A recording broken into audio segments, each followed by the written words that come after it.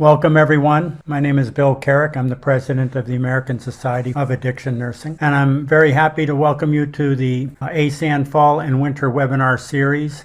This is the second webinar of this series, following our September webinar that had to do with methadone maintenance and like treatments. ASAN is the only professional nursing society with full membership to all nurses who care for patients with addictions, and many of us have a belief that all nurses care for addictions. You can earn CEUs for each webinar. These are free to ASAN members, and we'll be continuing webinars not only throughout the fall and winter series, but we'll start with the spring series as well. I want to thank you to our sponsors, and as usual, Recovery Management Solutions is one of our sponsors. It is a Vault Health company, and it does quite a bit of testing. It's involved in COVID testing, and it's involved in drug testing, among other things.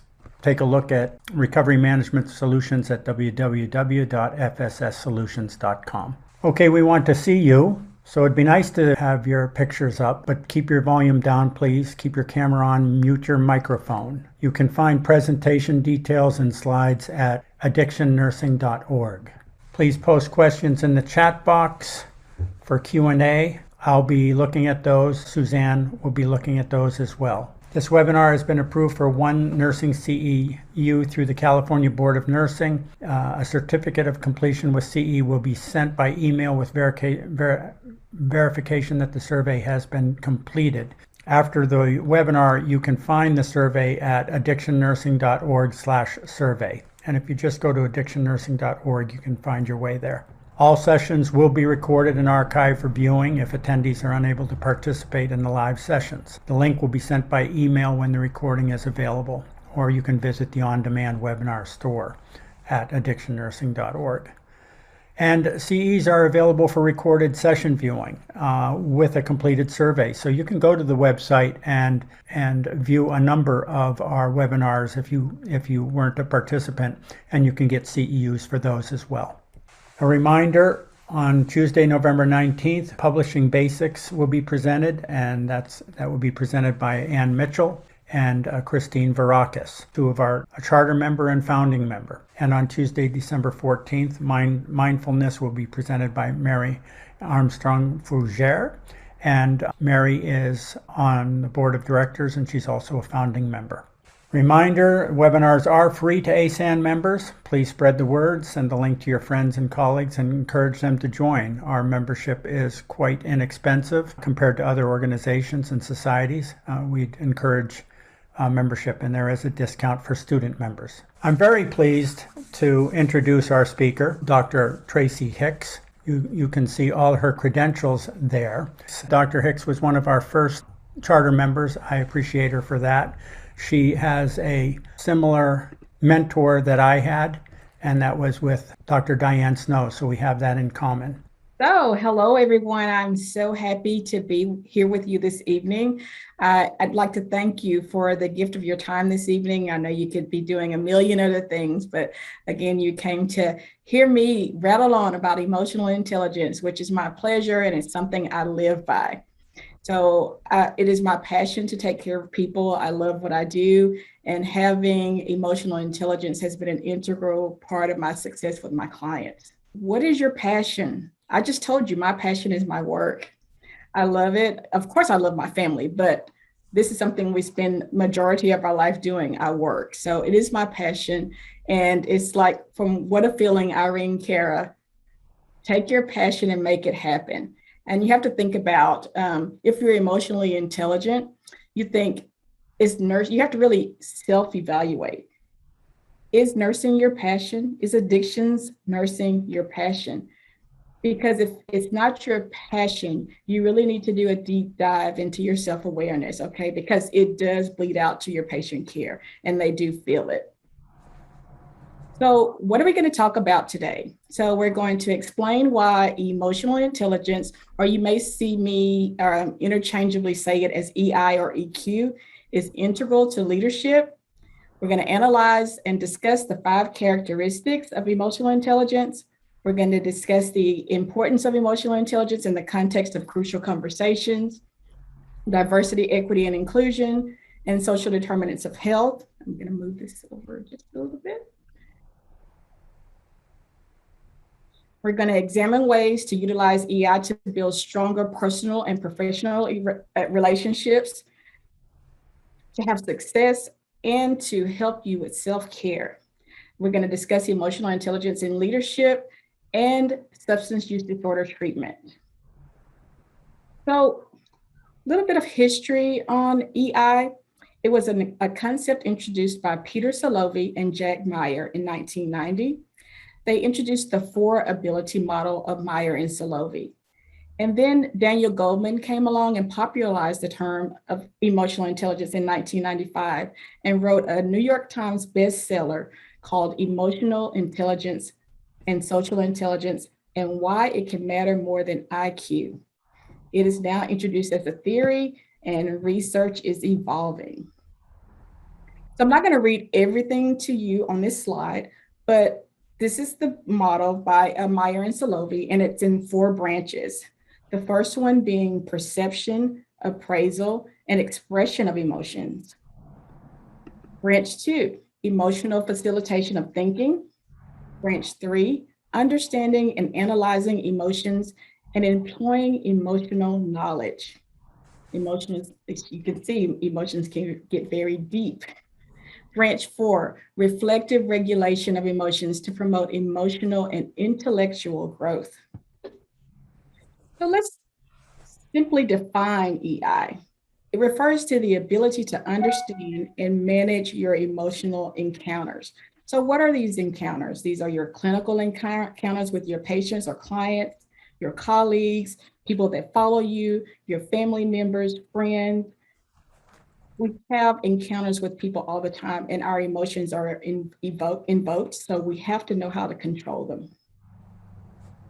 Oh, we know that our emotions are not intelligent, but they must be acknowledged. And EI can be learned. So let's look at emotional intelligence and the limbic system. You have your rational brain and your irrational brain, I call it, which is the limbic system, right? So if your limbic system goes haywire, you have to tune into that rational brain, right? That prefrontal cortex to help you regulate those emotions, to help you make the decisions you need to make. Emotional intelligence is simply echo. You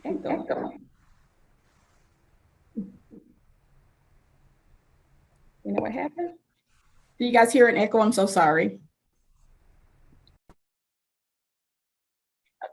So it is a balance between the rational and irrational, rational and emotional brain.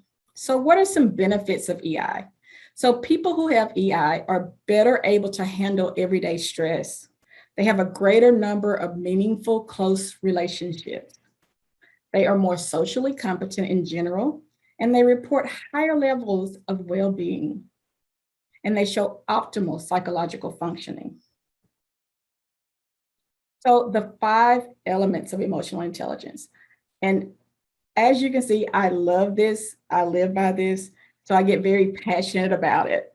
So self-awareness, you have to know yourself, your strengths, your weaknesses, your drive, your values, and how you impact others. Self-regulation, controlling and redirecting unhealthy, disruptive impulses and moods. What is your motivation, your why, your purpose, your achievement focus? Can you have optimism in the face of failure? Because we do fail, but we should learn from our failures. Empathy, the ability to see another's perspective. Understanding the emotional makeup of others, very important. Social skills, building rapport with people to move them in the right direction. How many times have you done with your clients, your colleagues, your family, friends? So what are these emotional awareness skills? We want to approach our emotions rather than avoid our emotions. I call this the 3 A's. When you're feeling something, whether it's happiness, sadness, anger, what have you, you have to first acknowledge the first A. Then you have to analyze that emotion. What is this about? Where is this coming from? Do I want to continue this? And then you have to have a plan. If it's something that's hindering you, then you have to have a plan for it. Do I need to go exercise? Do I need to go meditate? Do I need to just have some time to myself and just be? Do I need to see a counselor? The thing that we don't do a lot is seek help when we need it as healthcare providers. You want to connect to your body. When you have that emotion, you want to see what it feels like, or really notice what it feels like within your body. That's that meditation, really being one with yourself, observing your thoughts, observing your action tendencies, and noticing the intensity of your emotions. When are they high? What are your triggers? So let's talk about regulation, regulating your emotions. This refers to an individual's attempt to increase, maintain, or decrease positive and negative emotions. I love this picture. What is the situation? We have to appraise that situation. And then there's the emotion. And then comes the behavior. And you have to decide what your behavior is going to be. So the awareness of action tendencies. When we have positive emotions, they're associated with urges to act and show love, happiness, trust, euphoria, joy, hope. But when we have negative emotions, we don't feel love, happiness, euphoria, joy, hope, or trust. These turn into anger. We have the inability to love. We're sad, depressed, mood lability, not feeling joy, feelings of worthlessness, distrust. And we often see this in these attributes in the clients we serve with substance use disorder. So when you have joy, you connect with others. When you're interested in something, you attend. You attended this meeting tonight. When your clients come to see you, they are interested. They want something. Now, there are times when somebody makes them come, but when they come willingly, they want your help. They need you. There's that contentment. We savor that. Sometimes we can just sit in an emotion, good or bad. But it's important that we don't sit in those bad emotions, right? That's why we have to acknowledge them, right? Because you can't ignore them. And then you have to analyze it. Where is it coming from? What is the trigger? And you'll see me say some things over and over again, but I really want you to get it because our emotions drive us crazy sometimes. So let's talk about understanding emotions of self. What are the barriers? Believing that certain emotions are unacceptable. You know, we find this in little boys and men. Men are supposed to cry, boys aren't supposed to cry. Women are emotional when we're trying to get a point across. We really have to start really believing that our emotions are acceptable and we have to acknowledge them. Emotional avoidance. We cannot avoid our emotions. We have to acknowledge them.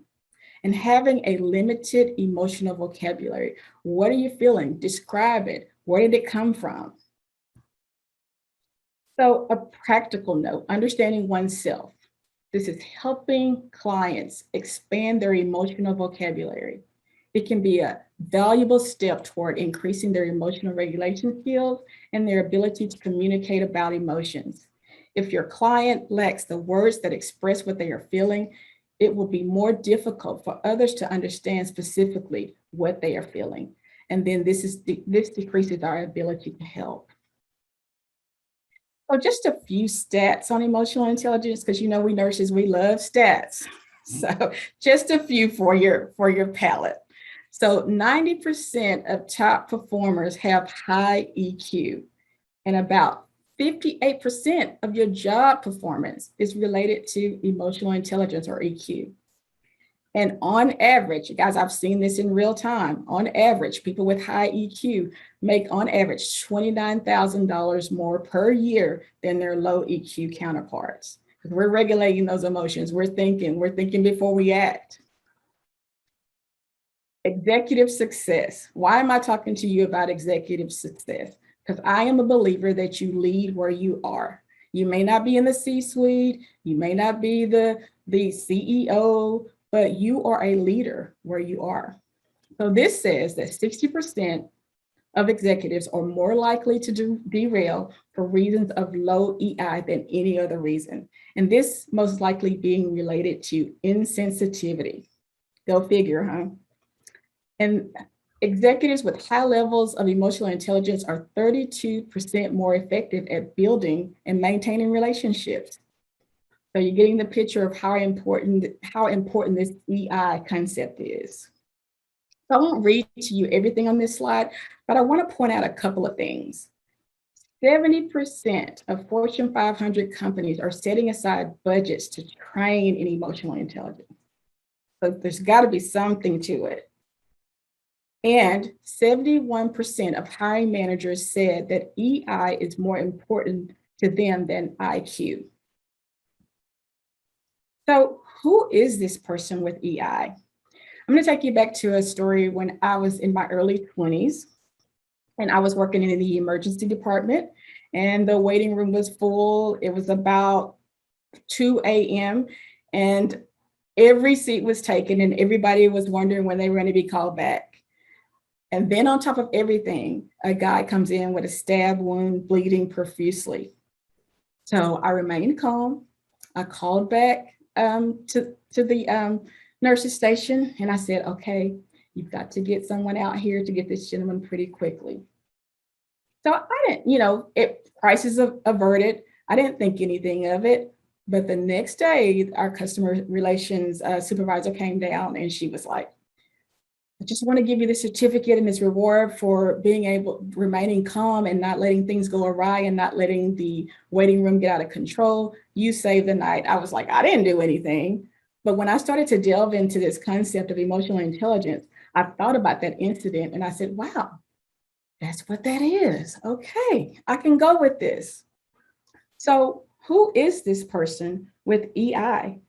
This is someone who never lets their temper get out of control, no matter what problems they're facing. They're calm in a crisis. They have the complete trust of their team. They listen to their team. They're easy to talk to, and they always make careful, informed decisions. They develop strong relationships with the ability to manage difficult situations calmly and effectively. And this person is resilient and able to persevere in the face of adversity. This person is accountable for their actions and willing to put in the work. So let's talk about accountability. This is when an individual or department experiences consequences for their actions. Accountability is essential for an organization and for society. And without it, it's difficult to get people to assume ownership of their own actions because they believe they will not face any consequences. So where are you on the accountability continuum? Are you a victim? Do you blame others? Do you make excuses? And do you just wait and hope it gets better? Are you accountable? Do you acknowledge reality? Do you own it? Do you find solutions? I always tell my students, my family, don't bring me a problem unless you have a probable solution. Not saying we're going to agree on it, but I do want to hear your probable solution. That means you thought about this and we can discuss this. So when you blame others, you give up your power to change. So resilience. This is a quality of emotional intelligence. The capacity to recover quickly from difficulties is toughness. We are in a pandemic. We were in quarantine. We had fears at work, increased anxiety, financial changes, staff issues, PP issues, all sorts of concerns. And this took resilience for us to be here today, to be here tonight, to be here right now. Perseverance is the ability to continue in the course of action, even in the face of difficulty or with little or no prospect of success. Excellence is perseverance in the presence of obstacles. Again, an attribute of emotional intelligence. Well, let's define leadership. So it's the ability to cultivate a vision of change. It requires the presence of followers, the ability to motivate, the why, the embodiment of personality, charisma. There it is, self-awareness, actionability, power savvy, not exerting power over people, but using your power to motivate people, to empower people. It's passion, it's inspirational. Well, let's talk about some emotional, intelligent leadership styles. You have the visionary leader, that person that says, come with me. They encourage initiative. The coaching leader, try this. They connect people to their goals and value. The affiliative leader, people come first. They promote harmony and emotional connection. The democratic leader, what do you think? Collaboration, team input. They value team input and collaboration. The pace setting leader, sometimes you have to come in and say, do as I do and do it now. You know how we're caught up in those meetings sometimes and we get side railed and sidetracked. Sometimes you have to say, let's table that. We'll get to that. We'll come back to it later, and do come back to it. And then you have the commanding leader, the do what I tell you. We don't always say, do what I tell you, but sometimes you just have to take the lead and take control. So leaders influence people. A person with influence has integrity with people. They nurture people. They listen to people. They understand people. They enlarge people. They navigate for people. They connect with people, empower people, and they reproduce other influencers. And as I said, you can be a leader where you are, whether it be home, work. If you're a true leader in a CEO, C-suite position, you have to have leadership qualities. Without these leadership qualities and emotional intelligence, it is ineffective leadership. So a leader is a mentor, a coach, a role model, an entrepreneur, a trainer, a sponsor. You lead where you are. So what do our followers want? They want to trust us. They want stability. They desire a vision and hope, compassion and grace. They want to know that you trust them. They want your support and guidance, and they need your knowledge. We can apply this in clinical encounters with our colleagues, with family, our employees. It goes on. Leadership traits. They listen, they're listeners, they're empathetic. There's an attribute of emotional intelligence, empathy. They're authentic, they're an effective communicator. Self-awareness, number 1 of 5, self-regard. So there are 5 levels of leadership. There's respect, which is the pinnacle. People follow you because of who you are and what you represent. Can you think of a leader like that? Is that you? Reproduction. People follow you because of what you've done for them. Results. People follow you because of what you've done for the organization or for that person. Relationship. People just follow you voluntarily, just because you're you. Rights. So we talked about this earlier, leadership versus management. So you can have a management position without effective leadership.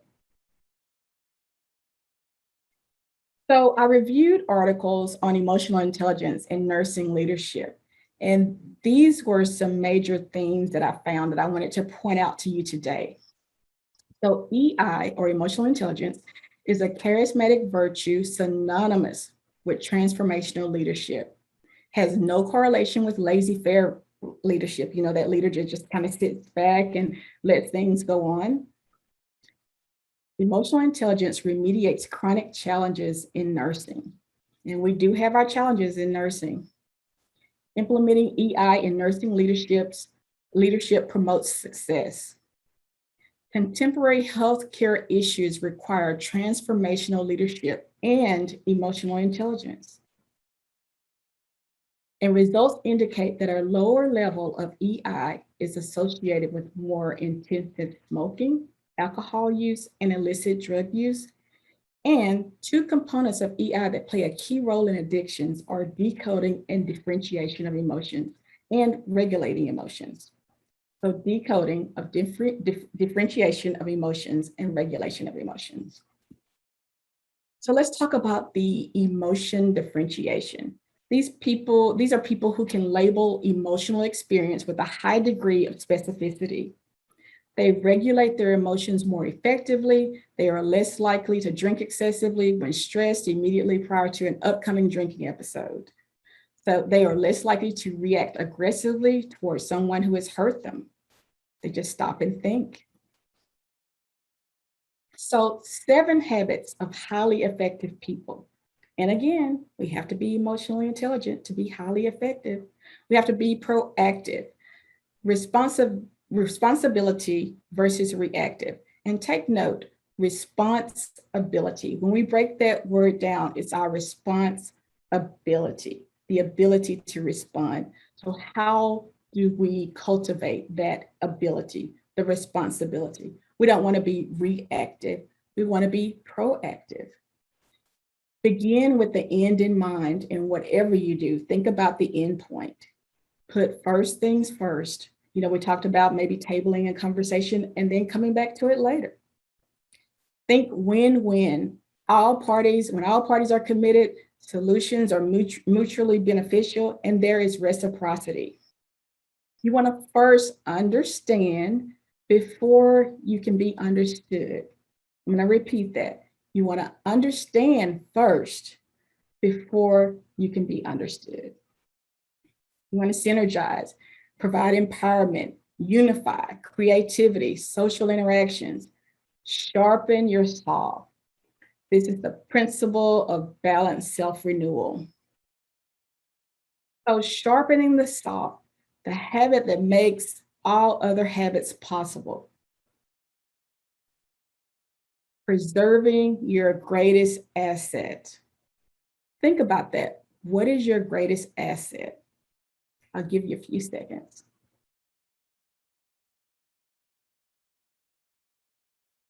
It's you. You are your greatest asset. It starts with you. And there are 4 quadrants to this sharpening the saw.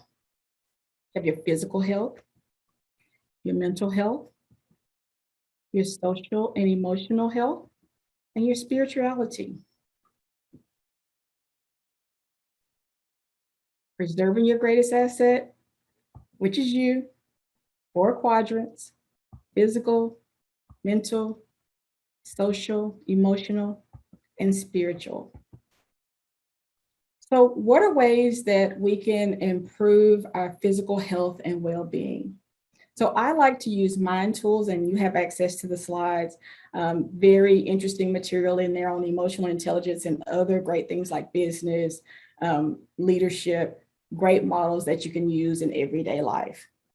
So there is evidence to show that staying healthy and active improves your brain plasticity, the ability to maintain good function. And we need that in the times we're living in chaotic times. So key points. We have our modern working practices that encourage sedentary lifestyles, which can lead us to health problems such as diabetes and heart disease. How many times have you had to make yourself get back on your exercise regimen? I am in that slump right now, got to get back on it. So I got to tune into that emotional intelligence, that self-awareness. What are you doing? Get it done. What's your motivation? So there is much you can do to be more active and encourage active lifestyle in others. I'm sorry, my mouth is a little dry. This can include commuting, day-to-day office contact, and breaking away from your workstation, getting up and walking around.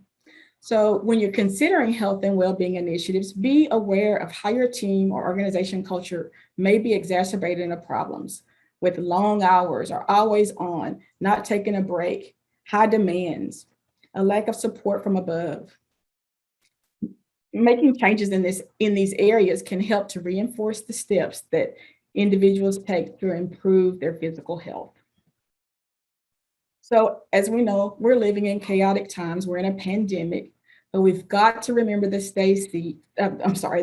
10 C's: staying calm, compassionate, constructive, challenged, connected, centered, confident, consistent, committed, and convinced that you can stay the course, that you can handle your emotions, you can manage your stress, and you can have an effective day-to-day life routine. So we're going to shift gears a little bit and talk about emotional intelligence and DEI. So there is an Emotional Intelligence and Diversity Institute. I found this very interesting. Move this over. So This organization was formed in 2004 to assist individuals and organizations in cultivating healthy, emotional, and diverse environments by utilizing everyone's talents to the fullest, inclusiveness. They assert that emotions are at the heart of our motivations and commitment, and they promote an increased understanding of our emotions, and they postulate that effective management of our emotions increases comfort in relationships and an internal peace. So how do we get there? How do we talk about DEI and other concepts that cause us discomfort? These are these crucial, fierce conversations. This is a discussion between two or more people where the stakes are high, opinions may vary, and here we go, emotions may run strong. We can do the following. We can avoid them, or we can face them and handle them poorly. We can face and handle them well. But silence fails. We have to talk. We have to have these conversations. So fierce conversations are conversations where we come out from behind ourselves into the conversation and make it real, regardless of what it is. I won't read all of this to you, but this is one of the pharmaceutical companies that I deal with. And I actually speak for them sometimes. And when I'm engaged in an organization, I want to know what their thoughts are about certain things. So I want to point out to you what they said about conversations. They said they're engaging in conversations with colleagues at every level, including the board of directors, to identify specific actions to drive positive change in our company and community. But we do acknowledge these discussions must only be the initial next steps in our commitment to promoting diversity, inclusion, tolerance, and equality. And again, if we want to deal with these things effectively, we have to have emotional intelligence. We have to have the ability to regulate our emotions, and we have to be self-aware. We have to know the social implications. We have to have empathy. We know that words alone are not enough, and there are no simple solutions to the complex and deeply rooted problems, but listening to each other, thoughtful deliberation, and impactful actions over time are required to create a more just society for all. And these are their values: passion. We talked about that earlier, being driven and loving what we do, committed to goals and to making a difference, having integrity, doing the right thing for our patients and our community, taking accountability and speaking up, collaboration, trusting one another, being inclusive, being respectful, being transparent, because together we succeed. Innovation, seeking and creating optimal solutions. Tenacity, we do not quit, we adapt. We accomplish what others cannot. And these are synonymous with my values. And this is what drives me every day. But again, I have to be emotionally intelligent to carry these things through. I just want to point out a few other organizations and just to highlight the importance of DEI initiatives. This is from TCU, and they say that diversity, equity, and inclusion initiatives are a key part of TCU's core values. And this is very important. Johns Hopkins School of Nursing, they have a commitment to DEI. They have assimilated 5 working groups to assess and address bias, to assess teaching and learning processes and practices, collecting and creating DEI teaching and learning resources, determining measures and impact on the School of Nursing, communication and dissemination of findings, initiatives, and new teaching and learning processes and practices. This is called the Teaching and Learning as a Pathway to DEI. So let's correlate emotional intelligence to DEI and our social determinants of health.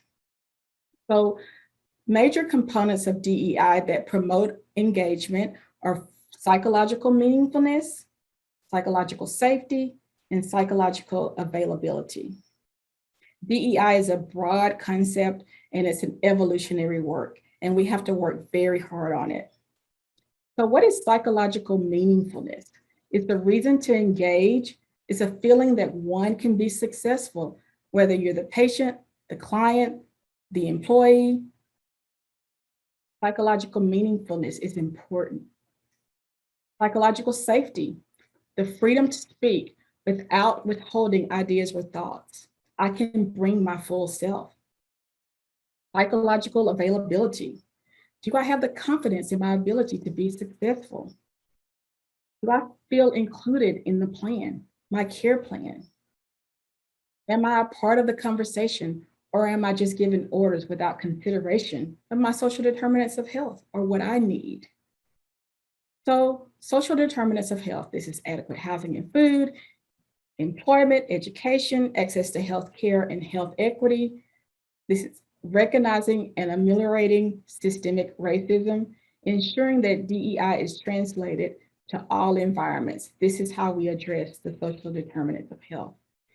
If these things are not met or do not exist, then our clients do not feel psychological meaningfulness, safety, and availability.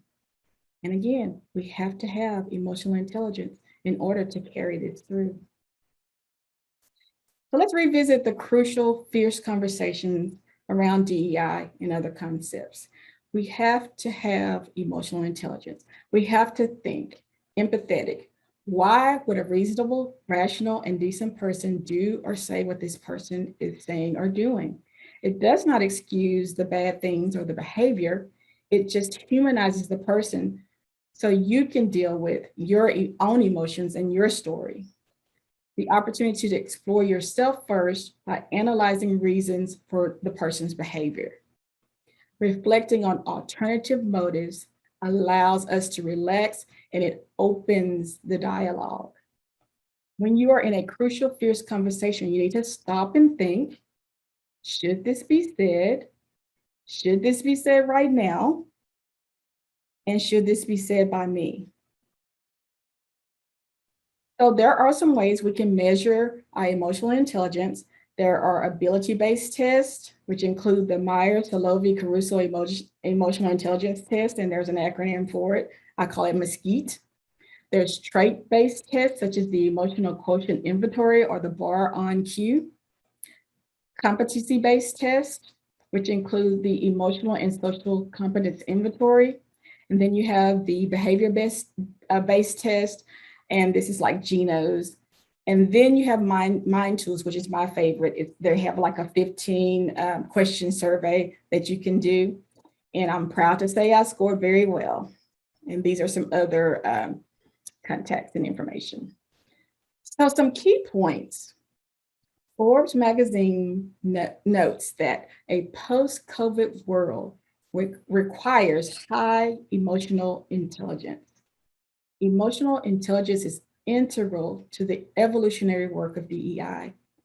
And over the past 10 years, leaders have realized the value to emotional intelligence in cultivating relationships and managing people.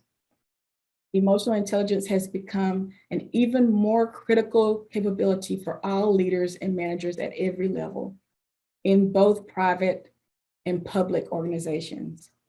It takes a high level of emotional intelligence to navigate through difficulties and rapid changes. So just some ending thoughts. A person who understands their emotions is in contact with physical sensations that accompany the emotion. They are aware of the thoughts that accompany the emotion. They notice the course of action that the emotions tend to elicit. This person is aware of the intensity of emotions. They are able to label the emotion accurately. So I also want to leave you with an acronym for success. But first, I want to tell you, we need to get to work, we need to keep working, and don't stop working on our emotional intelligence. So success, the S is for simplicity. The U is for expect the unexpected. C, sometimes we have to be concrete and not too complex. We have to tune into those emotions. and listen to the stories that come with them. Thank you for your time tonight. And now I will open it up for questions. Thank you very much, Dr. Hicks. Very interesting. Personally, I really connected with a lot of what you were saying. And before I get to the questions, I was going to ask you, when you were talking, if you could just go back to your concern that a lack of emotional intelligence will bleed out to patient care. Can you talk about emotional intelligence and patient care just for a minute or two? Sure. So for me, this is something that I do every day, and I teach my clients about emotional intelligence, and we go through the 5 stages. And I found it, I do primarily mental health and substance abuse. But when I sit down and really visit with the clients and we go through these 5 components of emotional intelligence and I give them the homework, we do the survey, it really works for me as a provider and for the patient. So they learn to regulate their emotions. And many times they tell me, well, this kind of feels like the DBT, but it's a little bit simpler. They've done that before. They have different borderline personality disorder or other issues. But I have found it to be very effective with patient care. Well, keeping in line with that, can you comment on the concept of countertransference in relation to emotional intelligence? So there again, that comes that self-awareness, right? I won't sit here and tell you that I've not shared a story with a client, but you have to know when. And you have to be careful with that countertransference. So that comes with that self-awareness, right? Knowing what your motivation is. And I find it easy to, sometimes it's not easy to do it because time is of the essence many times. But before I look at my client list, even when I have a new client, I really take a really thorough look at the record and just kind of formulate a plan in my head, keeping in mind that when that patient comes in, I'm going to clarify what the goals are, okay? And I'm going to include them in that. But I'm also focused in on myself, making sure that I am not experiencing that countertransference or having the countertransference, on the opposite end with the patient, right? Because if I tell a story and it's not appropriate, and I get a little passionate when I talk about this because it's very important when you do mental health and substance use disorder, especially when you have a family history or you have personal experiences with it. So you have to really be astute in managing your emotions, that self-awareness, knowing why you're there and what your place is. Does that clarify? It begins to. There's a lot to discuss with this Oh yeah, we EI, can. isn't there? I'm gonna jump to the free EQ testing online that one can take to assess how emotionally intelligent they are. It seemed to garner a fair amount of comments already. Are you familiar with? Now, Yep. Now I can tell you that Mind Tools is not free, but it's cheap. It's not free, but it's reasonable cost. But it's worth it because there's a lot of material and tools on there. All right. And then are you familiar with any of the tools that are posted on the chat list? There's EQI 2.0, IntelliTest Me, and EI.assessment PDF. Are you familiar with any of those? I've seen those. I've taken the one on the one in Mind Tools. It's a 15-question survey, but they're all pretty similar. I can't tell you like right offhand that I remember each one of these, but I've seen them. Also, you focused a lot on leadership with EI. And so does EI cultivate leadership? And if it does it cultivate it from the staff levels up? Because I really heard a lot of the presentation where staff positions, people in the hospital, people running detoxes, running medication-assisted therapy or treatment could really benefit from this. Yes. But Yes. you focus a lot on leadership as well. So for me, as I said in the presentation, leadership is leading where you are, right? Whether you're a staff member, you have to be a leader of yourself, a leader of the situation. So it's just a staff employee, let's say, for example, if that staff employee has emotional intelligence, they're accountable, right? You don't have to micromanage. There's a trust between the staff member and the person in leadership. But again, you can lead wherever you are. Okay, there was a number of complimentary posts to you here as well in the chat room. I'm wondering about other questions though before we wrap this up while we have Dr. Hicks available to us. Well, I want to say first off, it's my pleasure, and this is a new work. There's a great amount of research that can be done. One of my colleagues has actually reached out to me, and we're trying to develop a study in my practice and a practice, because my practice is more rural, and then a practice in the DFW area to really assess this emotional intelligence and get some research out there in the clinical setting.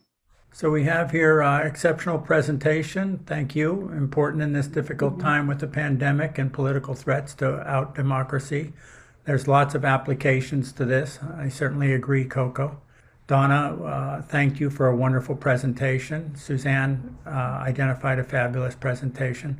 I think it could be very thought-provoking, and I think you could probably turn this into 2 to 3 hours or a Oh, long yes. seminar. I have an entire, it was hard to kind of hit the high points because this is such a dynamic topic. It's very helpful on both ends of the spectrum with, healthcare providers and the patients that we serve and our family members, colleagues, and friends. And another new message, probably another compliment, couple more.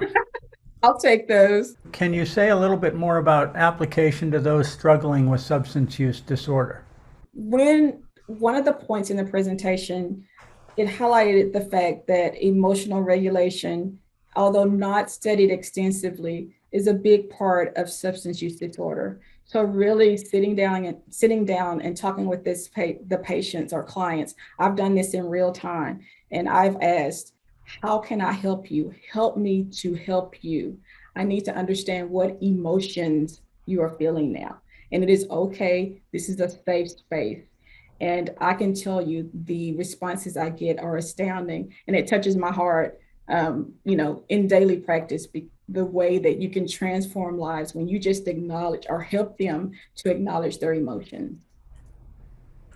What studies have been done to assess emotional intelligence with people with schizoid personality disorder, as well as those people that are detached from their emotions? Okay, I haven't seen that, but that sounds like great work. Keeping it simple, huh? Simple answer. Yes. All right. A comment by Dr. Garcia. Diversity, equity, and inclusion is across organizations and markets. Yes. So that's something that's not changing. I'm a big proponent of bringing it to the bedside, as I mentioned earlier. It's a new work. It's a robust work. It never stops. I think we just really need to sit down and I don't think we're able to have the conversations that we need to have right now, but we're working on it. What do you do when you check yourself and you realize that you didn't coincide with what you've just talked to us about? That maybe you slipped up somewhere and your response to the client wasn't what you wanted? So with my clients, I'm very transparent. I let them know that I am human, that I make mistakes. And sometimes clients come in with the notion that you don't have, that you're perfect. There are no issues. I have clients come, there was a client, I'll give you an example. He came to me and he said, well, I didn't want to see that provider anymore because she seemed depressed all the time. And I said, well, she can have mental health issues just like you. And, he said, I didn't know that. So, and that was one of the aha moments, because he said, no, I did not know that. Thank you for telling me that. Because I thought that if you do this job, that you didn't have a mental health issue, or you didn't know about how I was suffering. Yeah. I was also thinking that in order to have, well, I think you've touched on it a number of times, but we really have to reflect on what our interactions just were, how did they go, process what just happened, and invite others to process with us Yes. how we're doing and how we're reacting or responding to either clients or coworkers, people that are working under us or above us. Exactly. You have to respect people. And, this comes from my mom, rest her soul. I miss her so much. But she taught me we always heard that you are better than no one and no one is better than you. You may be in a different circumstance, but you are not more important than anybody else. So that has carried me through and it helped me to be the person that I am today. Okay. Well, again, thank you, Dr. Hicks. A nice presentation. You can all unmute and clap. I want to remind people that we're having another webinar, but this will be the second Tuesday of the month in November, and it's regarding publications. And I know a lot of people are interested in publications. I hope you join us for that with Dr. Mitchell and Dr. Varakis. Okay, that concludes our webinar series. Thank you for a timely presentation, Dr. Hicks, and good night, everybody.